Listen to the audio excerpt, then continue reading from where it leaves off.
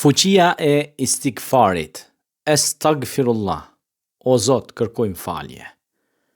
Nëse dëshiron që të mirat e tua të shtohen, bereqeti të shtohet, thuaj estagfirullah. Pejgamberi alayhi salatu wassalam shpesh kërkonte falje Allahut.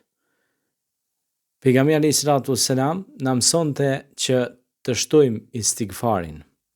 Allahu thot në Kur'an: Inna Allaha yaghfiru dhunuba jamia.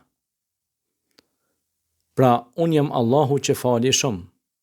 Wa bil ashari hum yastaghfirun.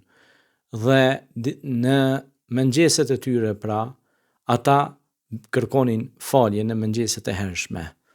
Istigfari bëhet shkak pra për faljen e gabimeve.